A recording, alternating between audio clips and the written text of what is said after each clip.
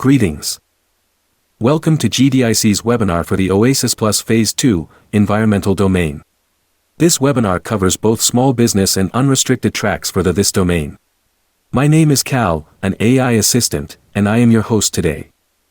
With me is Ab Vand, VP for Capture at GDI Consulting and a subject matter expert on self-scoring proposals. Ab will guide you through today's deep dive into the OASIS+ Phase II, Environmental Domain opportunity. Ab has over 30 years of experience in capture and proposal management. He is considered an expert in self-scoring as well as traditional proposal and capture efforts. Ab has managed over 1,000 successful capture and proposal efforts, including over 200 successful self-scoring proposals such as OASIS+. He has also held numerous training webinars for various APMP chapters and Apex offices throughout the US. So a few housekeeping notes. First, the link to the recording of the webinar will be sent to you within 24 hours. Second, we will hold a Q&A session at the end. You can send your questions during the webinar by the chat system to the right of your window and Ab will address them at the end. Third, you can download this presentation by clicking on the link under File on the right-hand side panel on your window. We highly recommend you download the slide deck so that you can always refer back to it. So let's see what this webinar covers. We will first give a quick intro to GDI Consulting Services. Then start with giving the general information on OASIS+. Next we will have a thorough discussion of the scope of the environmental domain and who should go after this domain. From there, we will deep dive into the scoring system for the environmental domain, and discuss score optimization as well. Ab will also touch on how you prepare the actual proposal or what we call substantiation. The importance of compliance and factors such as pricing and partnering are also covered. Lastly, Ab will provide some strategy recommendations and experience sharing and then finish with the Q&A session. So with that, I will now hand over the control to Ab to start the webinar. Ab. Hello everyone, and thank you, Cal. As Cal mentioned, we highly recommend that you download the slide deck to refer back to it. Due to limited time we have, I might skip some content, but I wanted to have a full slide deck prepared for you so that you can always refer back to it for full explanations. Also note that we are holding separate webinars for all the 13 domains under OASIS+, and I will post the link to the webinar schedule page on our website in case you want to participate in other domain-specific webinars as well. But note that in each webinar, some of the information is similar. I just don't want you to, see repeat stuff. But when we dive into the scoring system of that particular, domain, that's where the differences arise. Also, for those of you who are unsure if you should go after this opportunity at all, and whether you have the minimum requirements or not, we have a pre-qualification assessment service for just $490, and we assess your contracts and tell you your chances and gaps so that you can be sure of your eligibility with minimal cost. I will put the link to that page on the chat as well. Okay, let's start now. Let me very quickly give you a short intro to our company and then dive into OASIS+. So GDI Consulting has been in business for over 15 years, and we have established ourselves as the premier self-scoring experts in the market. This is not a boast. Just see those numbers, including the fact that we prepared 97 successful proposals for our clients in OASIS+, the initial bidding. So 97 awards we got. That speaks by itself. We have over 650 satisfied repeat clients, 86 of whom are very large businesses, some on the top 10 list of largest defense contractors. You can later refer to this page for more information on our company because we're short of time, so I'll skip the rest of this stuff. Now, I won't go into the details of our services as most of you are repeat webinar viewers, and we'll just suffice to say that we have 4 main lines of service, including proposal development, capture management, specific support services like competitive intel or price to win, and finally customized training. So we strive to be a one-stop shop for federal and SLED BD needs of small and large companies. Okay, let's start with the OASIS Plus then, and get some general info about it. We call it OASIS Plus 101. So it's good to take a look at the previous OASIS contract, which ran from 2015 to 2025. These years are approximations, as there were different pools awarded at different times. So this is the graph showing the government's spending on this contract during its course of performance. And you can see that towards its end, the government was spending about $10 to $12 billion per year on this contract. Blue is the unrestricted contracts spendings, and orange is the small business contracts spending. Okay, and in terms of the top 10 agencies using OASIS, obviously GSA has been the main user, but since these numbers are all in the billions of dollars, don't underestimate the other agencies involved. More than 30 agencies have been buying services through this contract. Okay, so let's now look at OASIS Plus. That was OASIS, the previous contract. Let's now look at OASIS Plus. So we have the general information. GSA is the contract owner. It's a multiple award IDIQ GWAC, government-wide acquisition contract, meaning that all federal agencies can actually put out task orders under this. It has an open ceiling, number of awards unlimited, and this phase 2 also unlimited as well. Contract duration is 5 years plus one additional 5 years. You can think of it as an overall 8 years now, because we are nearly 2 years into it, or less than 2 years actually. First round was awarded. Phase 2 has started January 12th, 2026, officially has started. And it's a rolling admission system, so there's no due date specific. Obviously, the sooner you can get on it, the better, because then you can participate in the task orders that are out there. Now, there are 6 tracks, as they're called. You can think of it as 6 different contracts. The contracts are segregated by the type of company. So there is a total small business contract or track, 8A small business, hub zone small business, STVOSB, WOSB, and unrestricted.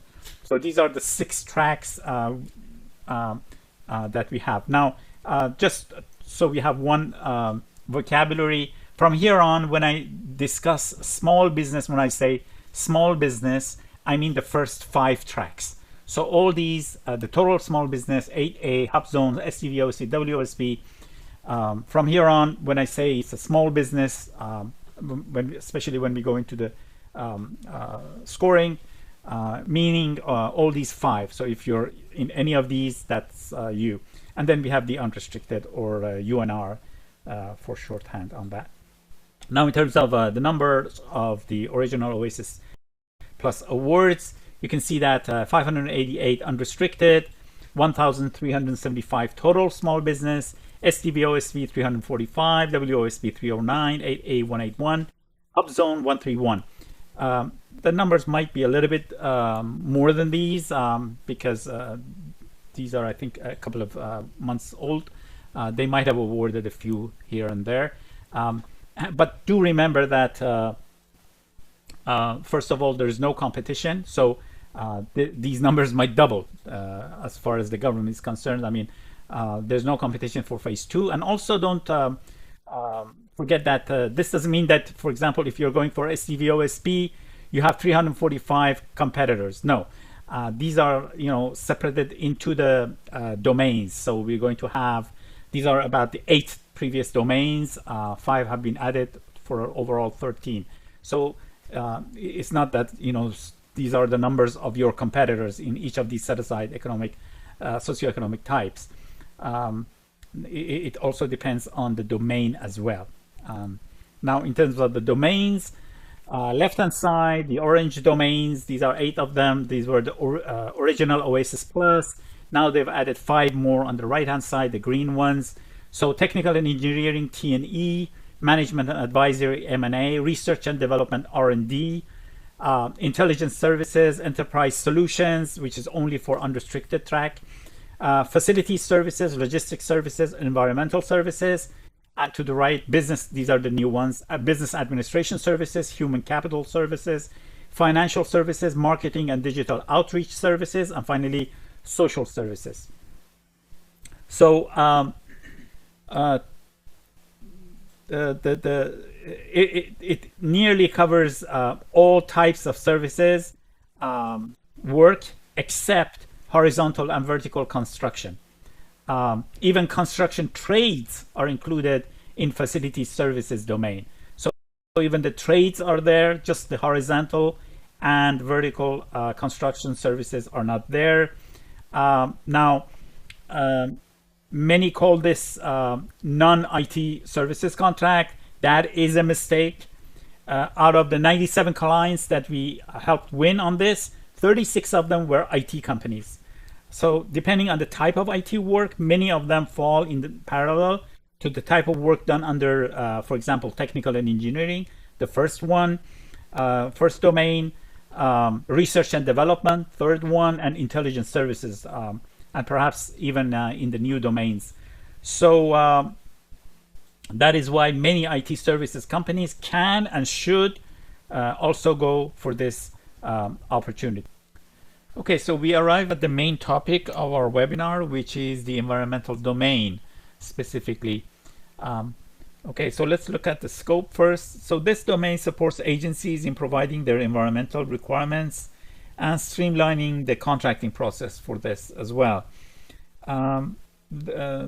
Usually the environmental consulting could consist of support such as planning and documentation service for development, facilitation, and coordination for environmental initiatives or mandates in the area of chemical, radiological, and or hazardous material.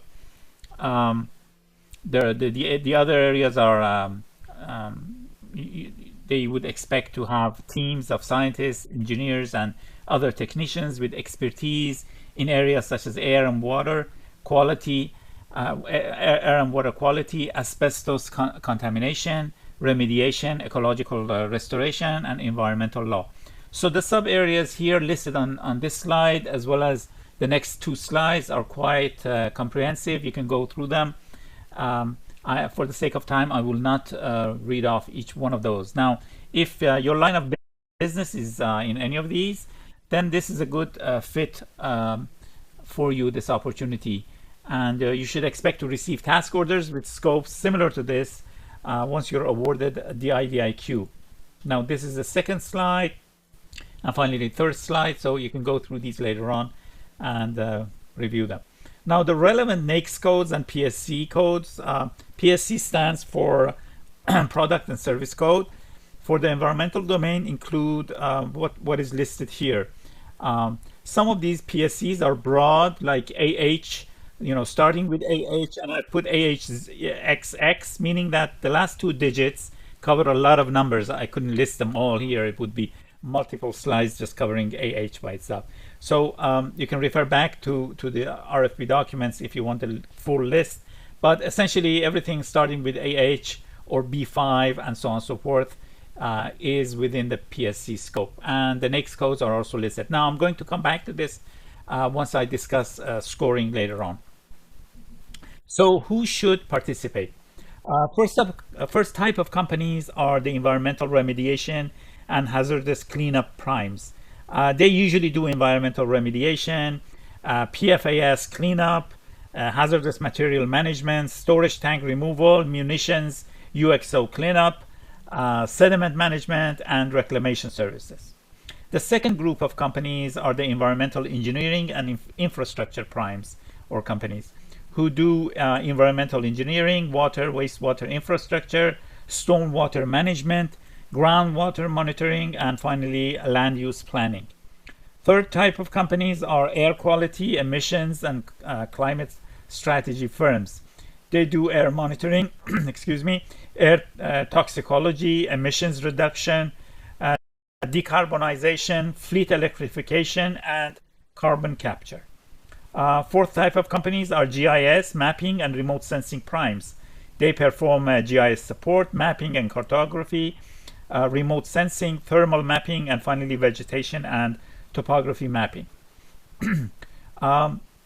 Fifth are natural resources, ecology, and conservation primes or firms. They cover issues on endangered species, wetlands and watershed protection, forestry and fire management, migration analysis, and natural resource planning. Sixth group are environmental emergency and response firms. They usually delve in emergency response, spill response, and disaster environmental services.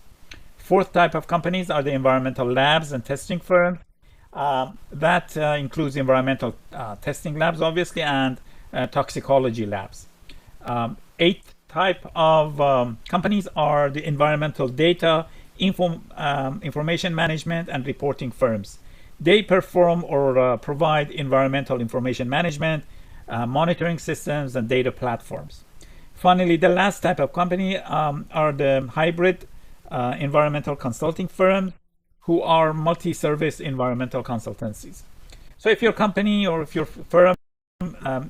firm's activities align with any of these, this is your chance to gain a spot on OASIS Plus and then participate in the future upcoming task orders. So assuming we are good that we want to go after this domain, let's now understand the scoring system. I'm assuming that you're familiar with the concept of self-scoring proposals. If not, please refer to our previous webinars on this subject on our website, www.gdicwins.com, as we don't have the time here to actually go into the specifics of a self-scoring proposal. So let's start from here on discussing the scoring system of the environmental domain specifically. So the maximum score you can get is 50 points, whether you're small or large. Now, when I say small and small business, this covers 5 different tracks. So that's total small business, 8A, hub zone, women-owned small business, and STV-OSB. All these service disabled veteran-owned. All these 5 tracks from here on, when I say small business, I mean all of them. And then you have the large business or unrestricted. So 50 points is the maximum for both. Now, if you're above 36 for small business submissions and above 42 for unrestricted, you're awarded. That easy. So you want to make sure that you're above that threshold. Now, what makes up the points? So there are 3 main score factors: qualifying projects, federal experience projects, and systems clearances and certifications. Now, from here on, I'm going to use the term QPs for qualifying projects.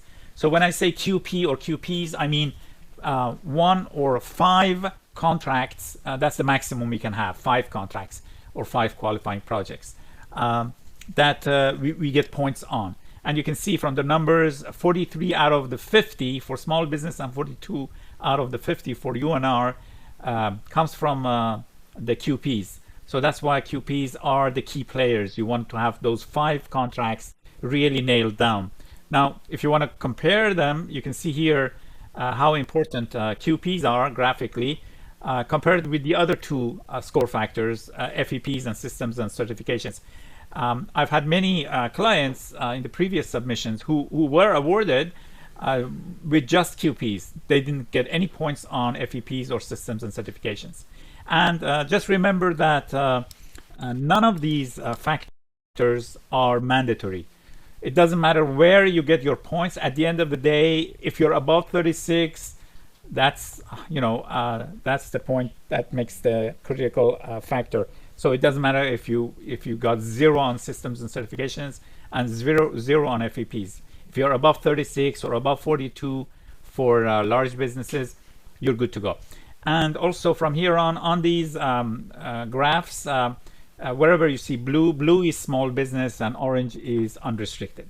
So let's now dive into each of these 3 different score factors. Each of them have their own sub-factors, and I'm going to discuss each of those separately. So let's start with the QP factor, which is the most important. Now, the QP factor under environmental domain are 6 sub-factors, has 6 sub-factors. These change for other domains. So, but here there are 6 main sub-factors: relevance, scale, integrated experience, management and staffing, specialized functional experience, and past performance. And from here on, I'm going to go into each of these. Let's first look at them graphically. You can see here that relevance, the first one to the left, is the most important one, although you want to make sure that you maximize on all of these to get your score above those 36 and 42 that we mentioned. But here again, you can see that relevance is the most important sub-factor. So let's discuss relevance itself. So you can get up to 5 QPs or contracts. Each contract getting a maximum of 4 points is either 0 or 4. There's nothing in between. So 5 times 4 is 20. Now, the contracts that you use can be federal prime contracts, or they can be federal subcontracts, or they can be commercial contracts. And commercial means also state and local contracts. All of those are covered. So, and there's no difference. For federal prime contracts, they can be standalone contracts or task orders under multiple or single award IDIQs or BPAs, or FSS or GSA mass or BOAs. Now note that I said task orders under these multiple or single award IDIQ or BPAs.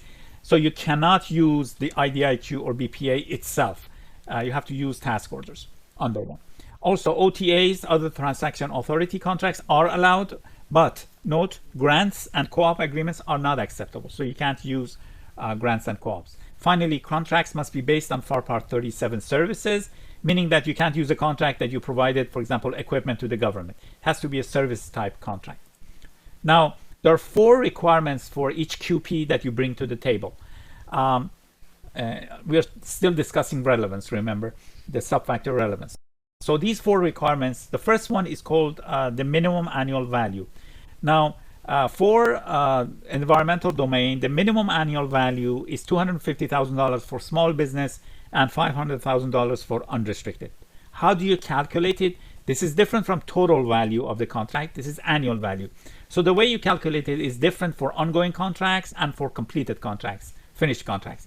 For ongoing contracts, whatever is written on your paper, on your award document, that is, you take that. So the value is divided by the duration and you come up with the annual value. Now, if a contract has option years, that counts too. So, for example, say you have a contract, 1 base year and 4 option years, and you're still in the first base year, and you received $800,000, but the contract says that this is a maximum $10 million contract. So you take that $10 million, divide it by 5, which is the first base year, and 4 option years, that's 5. So 10 divided by 5, you get $2 million per year, or annual value. So, and remember, you cannot take just 1 year out of the 5 years. Maybe 1 year you did better or anything like that. You have to take the entire value and divide by entire duration. So that was for ongoing contracts. If it's a completed contract, then you take the value is what you were paid, what the government calls obligated amount. So whatever you were paid is divided by the real duration of the contract. So maybe the contract on paper was 5 years, but you finished earlier in 4 years, or there was delay. It took 6 years and they extended it. If it's extended, you divide by 6, not by 5. So whatever really happened, you divide by that. So that's how you calculate the annual value and it has to be $250K for small business at least, or $500K at least for unrestricted. The second requirement is contract date. So if your project is ongoing, it must have at least 6 months of performance. If it's completed, it must have been completed within the past 5 years. But where is that cutoff date? It's the date you submit your proposal. So for example, if you're submitting your proposal on the 28th of February 2026, then, and it's a completed contract that you're using, then you go back 5 years maximum. Then any contract that was finished after 28th of February 2021 is good to go. But anything older than that, you cannot use. Now, it doesn't matter when the contract started, the award was done, doesn't matter. They're talking about the completion date, the finish date. And ongoing, as I said, 6 months of performance from the date you submit your proposal. Third requirement is called past performance rating. So the average for the CPARs of that contract, the average must be above satisfactory, not satisfactory, above satisfactory. And I'm going to explain how you actually arrive at that to make sure that you are above satisfactory. because there are different sub-factors in a CPARS. Now, if you don't have a CPARS, there's a form that comes with the RFP called JP6 form. You get that filled out by the contracting officer and you use that. And the fourth and final and most important requirement is relevance in scope. To show that you're not using a construction contract towards an environmental contract domain, you have to use two ways. Either your contract has one of the listed auto-relevant NAICS codes or PSC codes, which I will discuss on the next slide, or if you don't, perhaps for any reason the contract you have doesn't have the proper NAICS code on it, then you have to get a JP3 form, get your contracting officer to fill it up, plus citations from your SAO to provide proof that your contract was really relevant to the environmental domain. Now, let's discuss the auto-relevant NAICS codes and PSCs. So if your contract, if your QP has any of these 5 NAICS codes, 541620, 562112, 562211, 562910, and 562910 exception, then you don't need to prove anything else. This is good enough. So if your contract, if your QP has this NAICS code, you're good to go.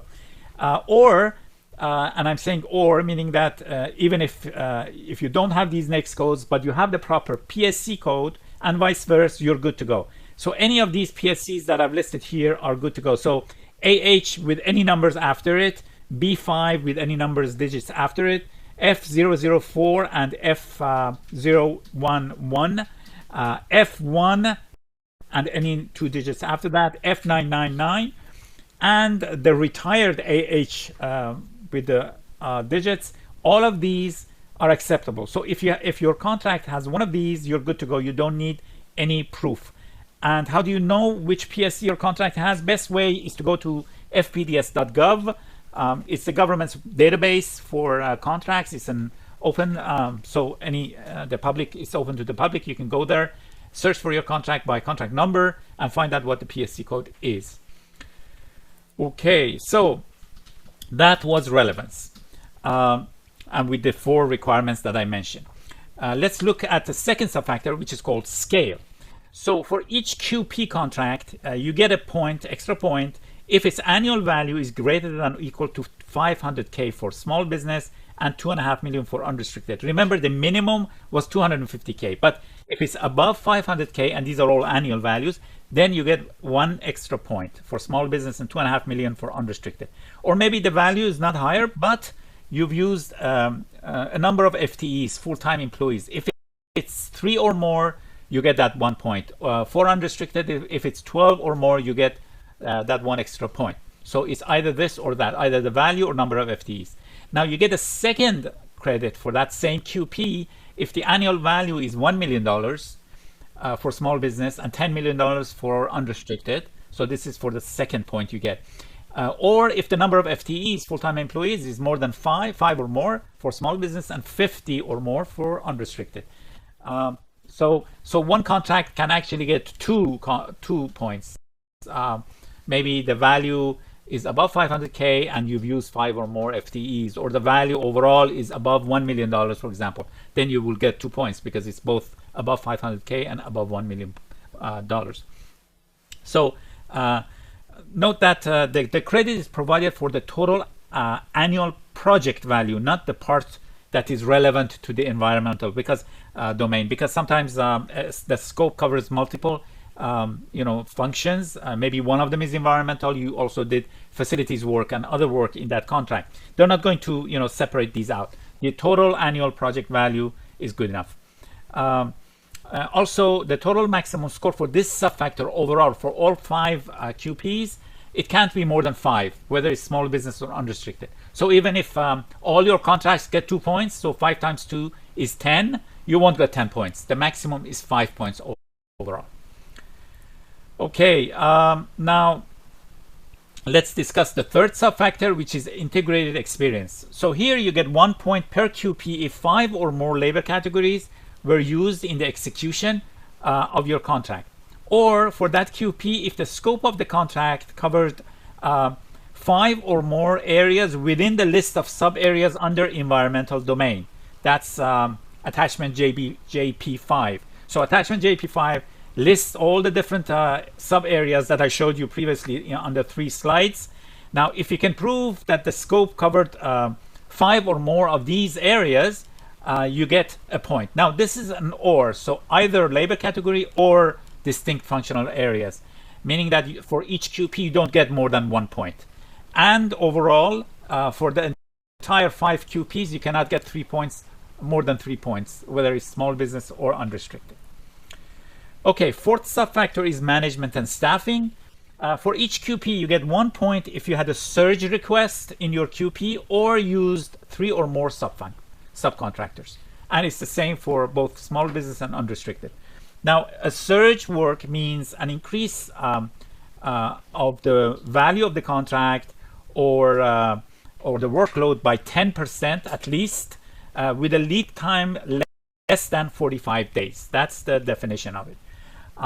Now, a contract can get up to 2 points. So maybe a contract had both surge and more than 3 subcontractors.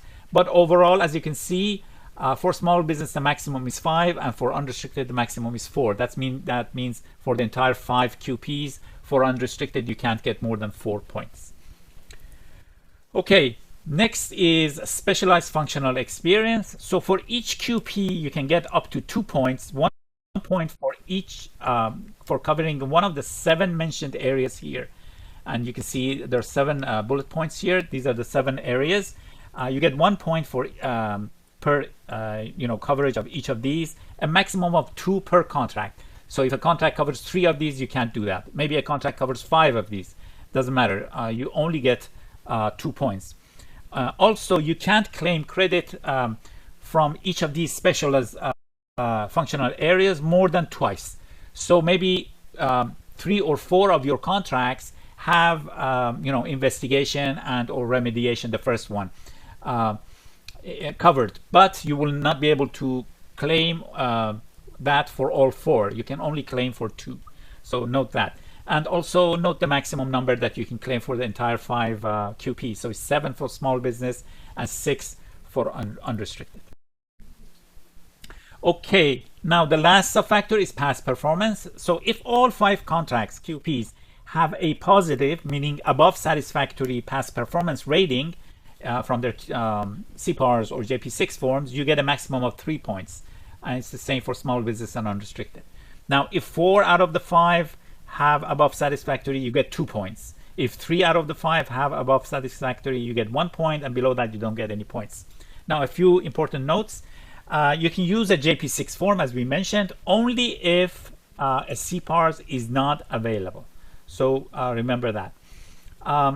Finally, for the unrestricted track, if all 5 contracts, all 5 QPs have a rating of very good or exceptional for small business utilization subfactor in their CPARS or JP6, all 5, then you get 1 extra point. That's why the overall UNR points for past performance is 4. Small business is only 3. Okay.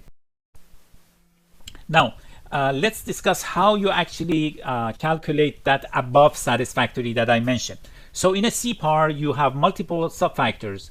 You usually have technical or quality of service, sometimes called schedule, sometimes called timeliness, cost control, management, sometimes called business relations, and small business subcontracting, sometimes called small business utilization. Now, the way you calculate your average score is that you give a point score to the ratings.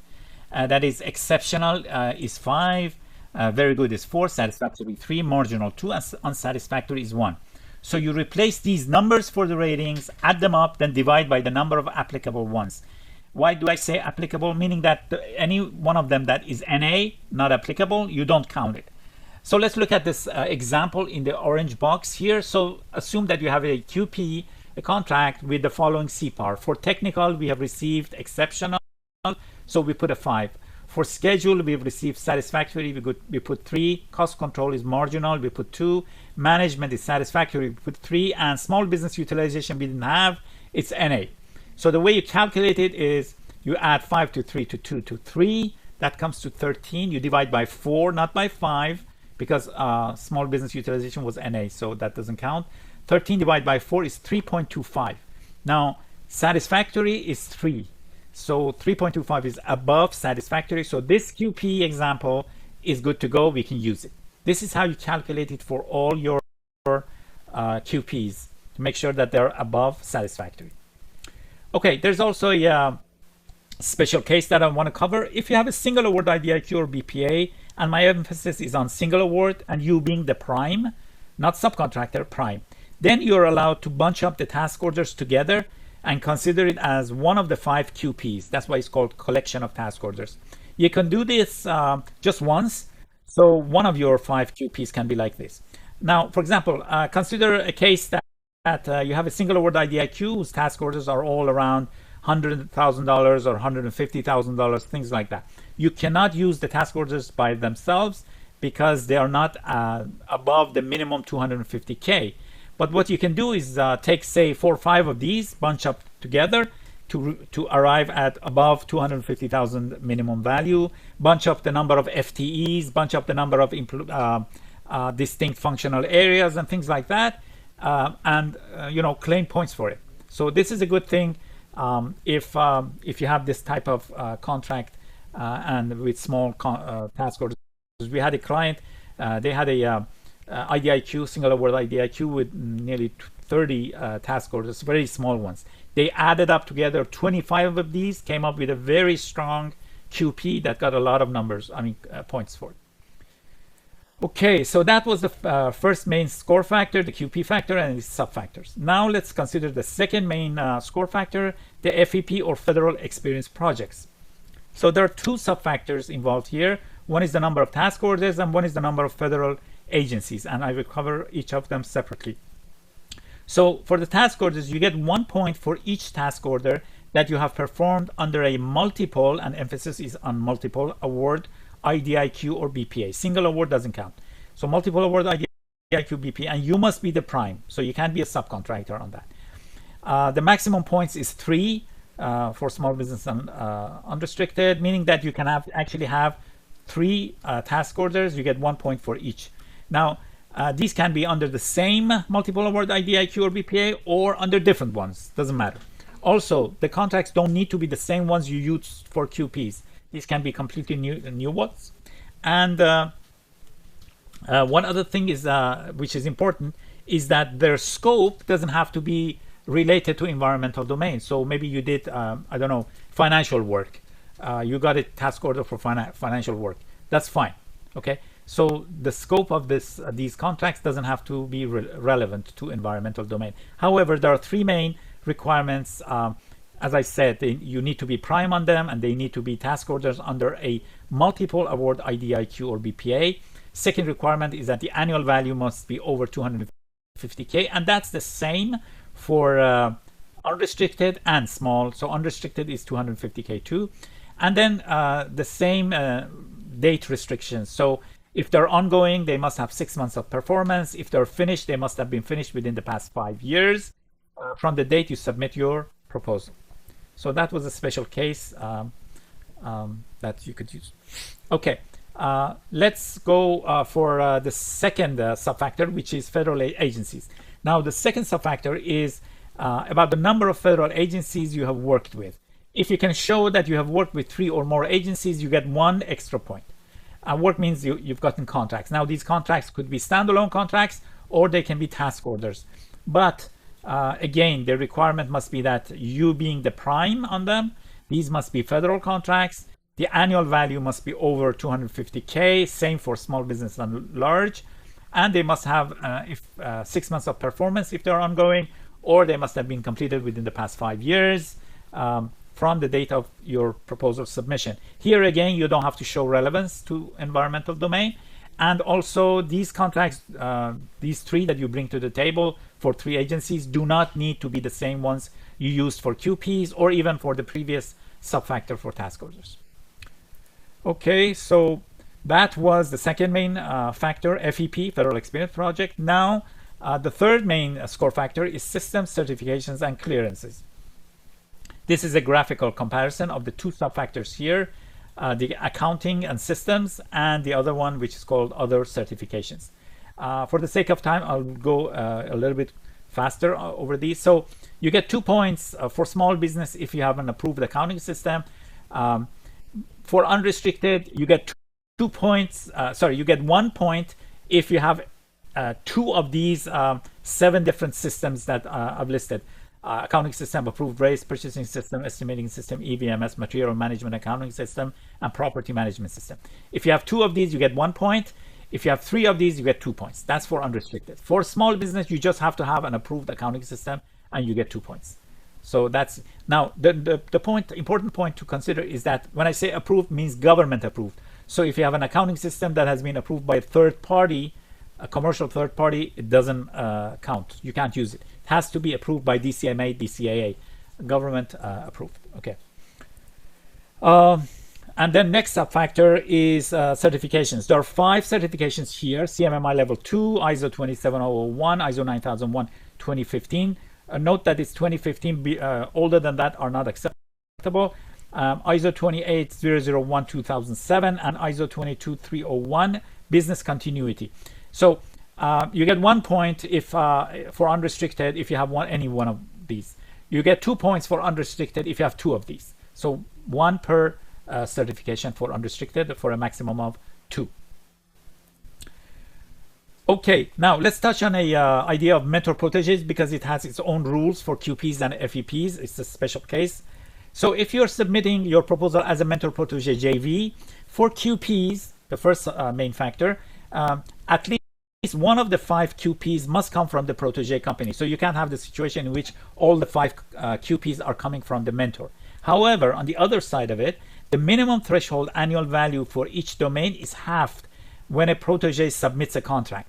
For example, for the environmental services submission, small business submission, for example, the minimum value was 250K, remember, for QPs. Now, if the protege is submitting, it can be 125,000 and above, so half of the requirement. The same thing for FTEs. If you're supposed to have 10 FTEs, then 5, if it's from the protege, 5 is okay. The same rule applies for FEP, federal experience contracts too. So there, remember, the minimum value was 250K annual value, but if it's coming from the protege, the annual value can be above $125,000. Finally, these rules apply to the unrestricted submissions too. So for a mentor protege JV having an environmental unrestricted submission, the annual value of the protege contract can be above $250,000 instead of the required $500,000. So that was a special case. So that was the scoring system for this domain. Let's now discuss eligibility assessment as well as score optimization. These are the first steps that you should take. If you have multiple contracts, use a tool to first profile your contracts and see what score each will bring for you, and then which 5 QPs to select to maximize your score. I'll show you our eligibility assessment tool on the next slide.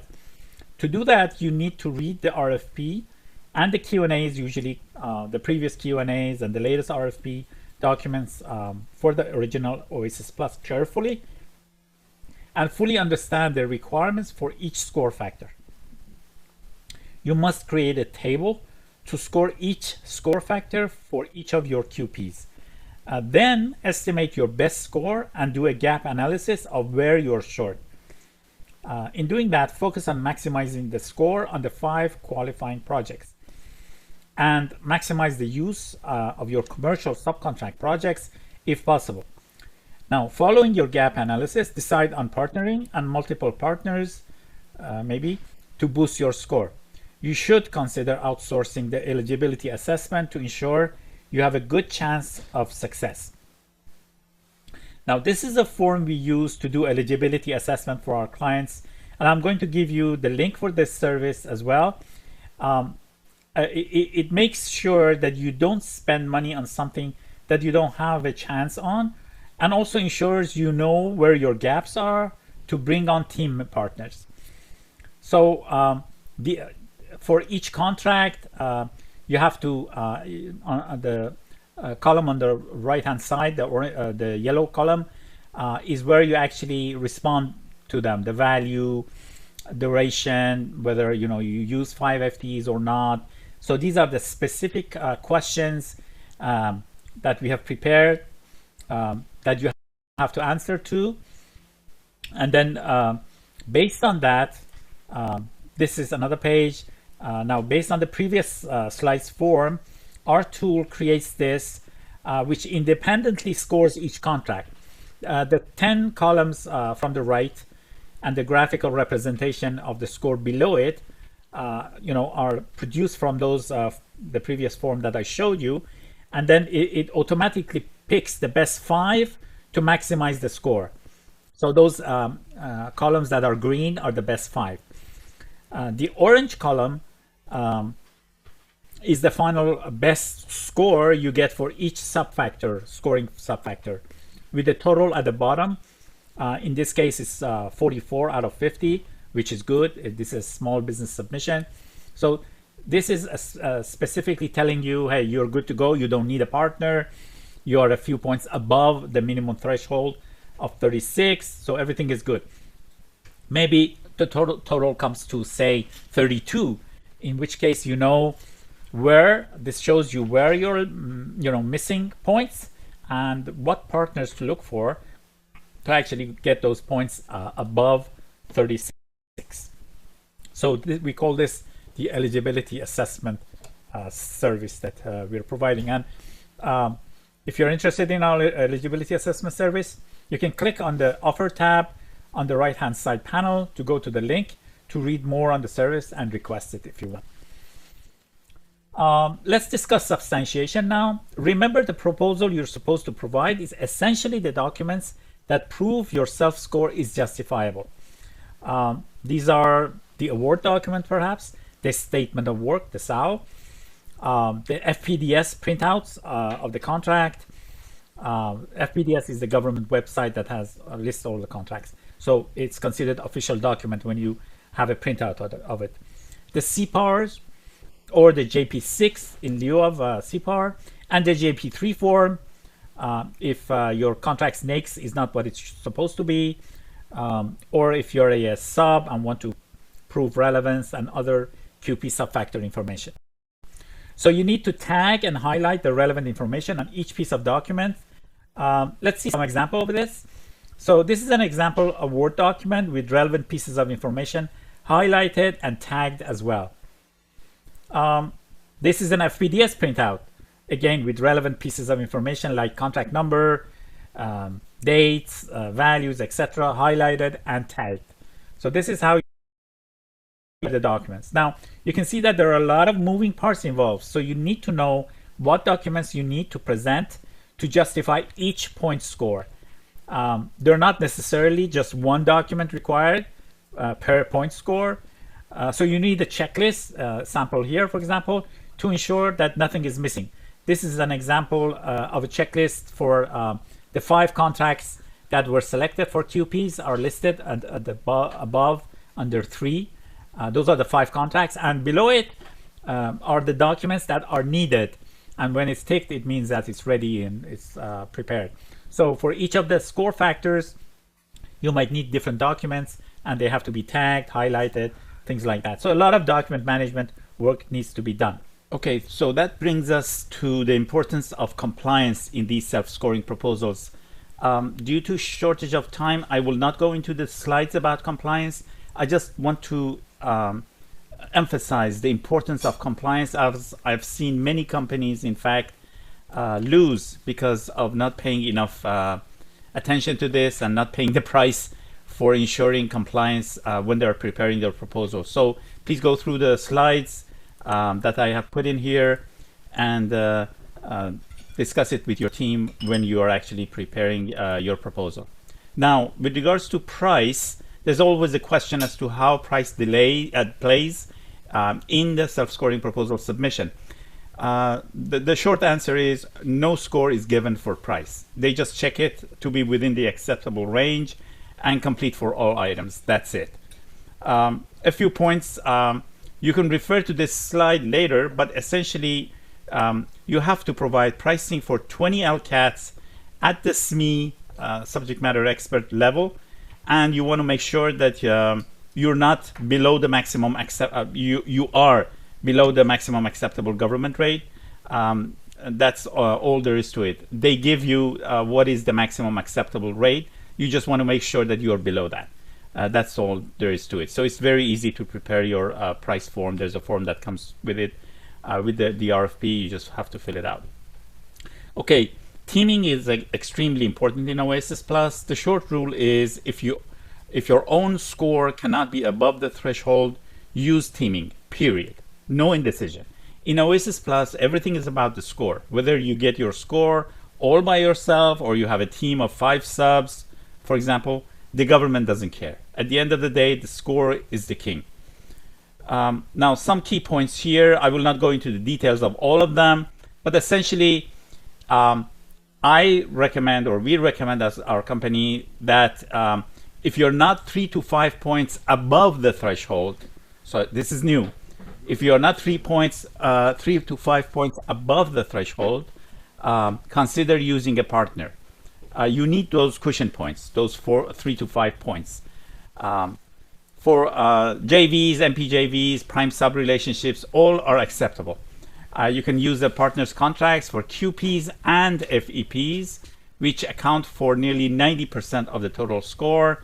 One important factor is that if you're a small business, your subcontractors must also be small under that particular domain.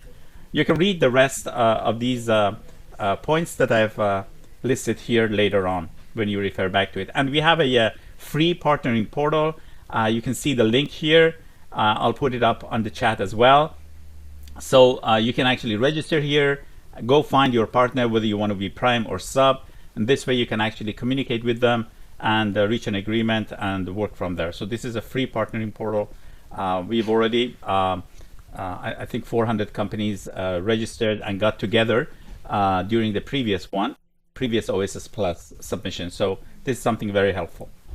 Okay, and this is the first page of that site. Let's now discuss strategy and share some experience. So this is perhaps the most important opportunity for many businesses for the next 10 years, or I should say 8 years. There is no competition, so use all means possible to win a seat, including partnering with other companies, either as prime or as a sub. Expand on domains. If you have past performance in any domains other than your main domain, but not the required 5 QPs, don't relent. Use partners and expand your grasp by going after multiple domains. This holds true for both small business and unrestricted tracks. For small businesses, don't stick to just your own set-aside track. First of all, you should also go for the total small business track. It's considered separate from 8A HubDom WOSB and STV OSB. It's a complete track. And secondly, if you have strong QPs, by all means go for the unrestricted track as well. Say you're sure that you get above 42, why not go for unrestricted as well?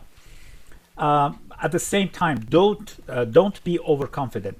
Self-scoring proposals are all about analytical thinking. Good writing skills, which is the key strength of us proposal managers, is of no help here. You need to have good analytical thinking capabilities and good document management. Now, outsource if you have not done this before. Even if you have, get your proposal reviewed by an outside source. I've seen many companies lose because of not doing that. Now, focus on your QPs. They are the driving factor. I think I've shown that in different ways to you. First, do an eligibility assessment to understand your gaps and the need for teaming. Maximize your score. Use a per contract scoring system to see what your score looks like. If below the threshold, that's 36 for small business, 42 for unrestricted, select a partner as soon as possible. Companies are already teaming up, so you need to hurry. Ensure that you have 4 to 5 cushion points, as I mentioned previously, even if you have to partner to get them. Maximize the use of your subcontracts and or commercial contracts, if you have any. There's no difference. You get the points and that's it. Check compliance, think compliance, and eat compliance. It's really important. Don't lose time. Time is of essence. You don't want to miss the 2026 task orders. So start yesterday. Start as soon as possible. And here I wanted to share our experience in terms of the time and resources needed for the preparation and submission of the OASIS Plus proposal. There are essentially four main phases. There is a phase 0 eligibility assessment if you're unsure about moving forward, but there are four main phases. Phase 1, contract selection and score optimization. Phase 2, preparation of the proposal documents. That's essentially the proposal preparation, or we call it substantiation. Phase 3, compliance reviews. It's a phase by itself, important. And then phase 4, uploading to Symphony. Symphony is the government's portal. Don't underestimate this. It usually takes 2 or 3 days. It's not a copy paste. So the graphical representation of the time and resources for each phase is shown also. So you can see that 50% of the time is spent in phase 1, contract selection and score optimization. This is the average we have found preparing over 200 OASIS Plus and other self-scoring proposals. So I just wanted to share this with you as well. So how can we help you on OASIS Plus? Here are the services we have. We have free consultation. Just we set up time to call and we discuss, answer any questions you have. Free partnering hub, which I showed you, and you can go to the website and register and then start finding teaming partners. Pre-qualification assessment. Again, I gave you the link, $490, so that you don't spend money on something that you don't have the minimum capabilities. Also, it gives you where your gaps are, so you know how to partner with others. Full proposal development with dedicated proposal team. So we do scoring, assessment, optimization, full proposal assembly, cradle to grave. Everything is on us. Full and multiple compliance checks, uploading to Symphony. All of this is on us. We are different from other companies. Some companies just give you consultation. That's not how we work. We don't give consultation. We take the responsibility, because at the end of the day, we want you to win. It's good for us. Our win rate is good for you. You don't lose your money and you get awarded. So we take the whole, heavyweight and work, and you just provide us with the documents. We do everything else for you. And finally, for those of you who have in-house teams, we do reviewing and auditing. So we do 2 rounds of compliance checks and score optimization checks, and we also help and audit uploading to Symphony for you. So these are the services we provide. Here are contact information, myself, email and phone number, and my colleague Maron Freedy. So if you have any sales inquiries or you want to set up calls, just contact Maron. Email is usually better for both of us. Technical questions for me, and consulting and sales inquiries for Maron, and we can set up calls, jump on them and discuss any of your needs or answer any questions you might have. Okay, so let's start the Q&A session. Question from Parisha. One of those functional areas you mentioned was RCRA. I have not heard about that. Can you explain what that is? Okay, so RCRA stands for Resource Conservation and Recovery Act. And this functional area is about management and disposal of waste covered by the RCRA Act. Now, as I mentioned, if you want the definition of each of these functional areas, go to attachment JP1, Amendment 8, the latest one, the Amendment 8 one, and then find the tab which covers environmental domain. At the bottom of that tab, these are all listed there. Question from Stanley. How do we prove that our contract covered specialized functional areas? So you need to cite from your statement of work. Better still is to get a JP3 form signed by the contracting officer. The JP3 form has a place to specify which specialized functional areas were covered by the contract. And if the contracting officer or the prime, if it's a subcontract, signs off on it, it's much stronger than just citing from the SAO. Question from Paul. Can we use subcontractors for all score factors? Okay, so you can use subcontractors for QPs and FEPs, but not for systems and certifications. Note that if you're submitting as a small business and you're a sub, that's fine. So you're a sub to a prime, that's okay. But if it's vice versa, so you're a prime and you have a sub, and you're a prime submitting as a small business, then your subcontractor must also be small. Okay, they cannot be a large company, they must be small, but they don't have to be the same socioeconomic as you. Okay, so the subcontractor, maybe you're 8A, the subcontractor doesn't have to be 8A. Question from Andrea. Can we wait until a contract that was recently awarded to us goes past the 6 months and then submit? Yes, you can. However, note one thing, and I'm saying this to everyone, the sooner you can get on this vehicle, the better, because you can start bidding on the task orders. Due to the slowdown in contracting during 2025, you remember what happened? We are going to see things picking up in 2026, and you don't want to miss those. So the sooner you can get on it, the better. Question from James. If we want to submit for both environmental domain as well as facilities domain, how do we prepare our proposal? Okay, so James, you have to prepare two completely separate proposals. In fact, and listen here carefully, if you have multiple socioeconomic standings, then you have to submit a separate proposal for each. So say you are a hub zone business, then you have to submit an environmental domain hub zone submission, environmental domain total small business submission, two of them. Then say you're going for facilities as well, then you have to submit a facilities domain hub zone submission and a facilities domain total small business submission. Note that small business, total small business is considered a separate track. So you need to submit a separate proposal towards it, even if you're submitting for the hub zone track. And the same for other 8A and so on and so forth. So all of those for 8A hub zone, STV, OSB, women-owned small business, if you're one of those, you also must submit under total small business, a separate proposal. Question from Jenny. Can you help us prepare the full proposal? Yes, Jenny, we provide full support. We don't just consult, we take full responsibility and take care of all the contract selection, document management, and proposal preparation, everything. And even final uploading to Symphony. Question from Jordan. We have a JV. One member has an accounting system that has been approved by DCMA. Can we use that to get points even if the other member doesn't have it?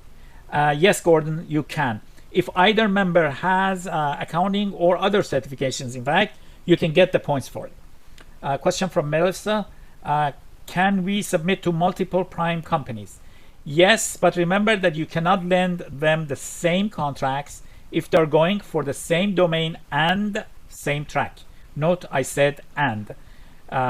It means that if you have a prime A and prime D, and one is going for environment, both of them are going for environmental domain, but one is unrestricted and one is 8A, and you're lending contracts to them, it's fine because they're different domain, different tracks, even though it's the same domain. But if both your primes are going for environmental 8A, you cannot use the same contract. You cannot lend them the same contract. Then both of them will be disqualified. So primes should also make sure that their subs are not lending contracts to other primes that conflict with this rule. Question from Anthony.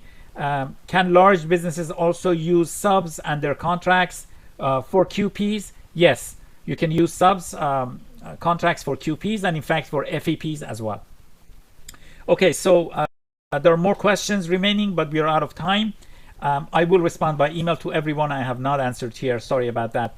So we end the webinar here. Thank you everyone for participating in our webinar. I look forward to seeing you in our future webinars as well. Have a wonderful day.